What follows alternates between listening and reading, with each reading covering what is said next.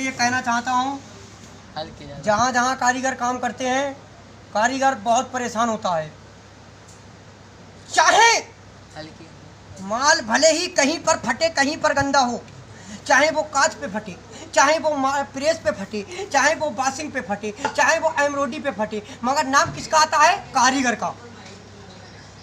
सभी ठेकेदार से शिकायत करता है कारीगर, पर ठेकेदार क्या करता है? उठाया, कलम चला दिया कि फलाना कारीगर ने फलाना पीस गंदा कर दिया है, उसके नाम में पीस डाल दिया जाता है। पर मेरे भाइयों, माल की इतनी हिफाजत करी जाती है। अब ये सफ़ेद माल है, हो सकता है ये कांच पे फट गया हो सकता है ये वॉशिंग पे फट गया हो, मगर नहीं मेरे भाइयों, नाम उसके ऊपर आएगा तो सिर्फ कारीगर का आएगा। ऐसा क्यों है? मेरे मेरे मेरे मुश्ताक भाई, मैं मुश्ताक के यहाँ काम करता हूँ, जयपुर दर्जियों के रास्ते पे फैक्ट्री है, कभी भी आप आना तो वहाँ पे देख लेना। मैंने एक दिन अपने सेठ से बोला, अरे सेठ जी, ये आप पीस लेके आए हो, ये मेरा पीस नहीं है। मेरा सेठ बोला, नहीं ये उवैस तेरा पीस है। मैंने कहा, सेठ जी, मैं जब माल बनाया करूं, आप मशीन से माल चेक करके ले जाया करो। अगर उसकी गंदा हो रहा है, जब भी जिम्मेदारी मैं ही लूंगा। अगर वो माल फट रहा है, जब भी जिम्मेदारी मैं लूंगा। इसका मतलब ये तो नहीं है कि माल एक हफ्ते पहले मेरे पास से चला गया, आप कांच से फाड़ के लिया मेरे पास कि उवैस ये पीस तेरे नाम में डालूंगा। पर मेरे भाई, मैं ऐसा नहीं होने दूंगा। हाजिर मुझसे मेरा सेठ बोला, तू इतना बोलता है, एक बात बता,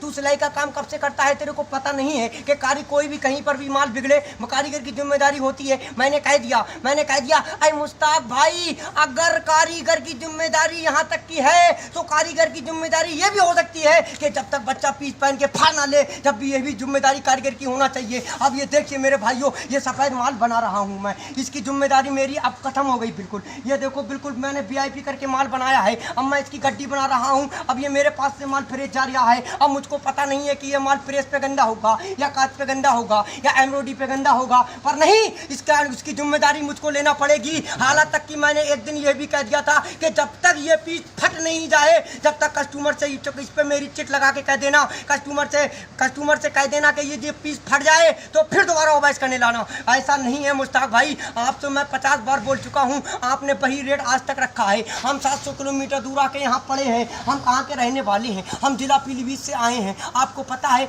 अगर हम इस माल को जरा थोड़ा स्पीड से नहीं बनाएंगे तो हमारे इसमें खाने खर्चे का पैसा नहीं निकलेगा। अरे मुश्ताक भाई, इतना तो आपको भी होना चाहिए कि रोटी अब से 3 साल पहले 4 रुपए की थी। जयपुर का आज वो हाल है, जो रोटी 5 रुपए की हो गई है, 7 रुपए की हो गई है, और आपको पता नहीं है महंगाई बढ़ती जा रही है, और आप उसकी जिम्मेदारी पूरी कारीगर के ऊपर क्यों डाल रहे हो? मेरे भाइयों, मैं सभी कारीगर से यह अनुरोध लेता हूँ कि सभी कारीगर अगर हड़ताल नहीं कर सकते तो अपने अपने ठेकेदार से ये बात कह सकते हो कि माल मशीन पे चेक करके दो और मशीन पे माल चेक करके लो, जब भी जाके ये ठेकेदार कहीं के सुधरेंगे। माल भरना मेरे भाइयों, ऐसे ही काटो, ऐसे ही भरते रहो, काटो, ऐसे ही कटवाओ पैसे, ऐसे ही कटवाओ, किसी को कोई फर्क नहीं पड़ता।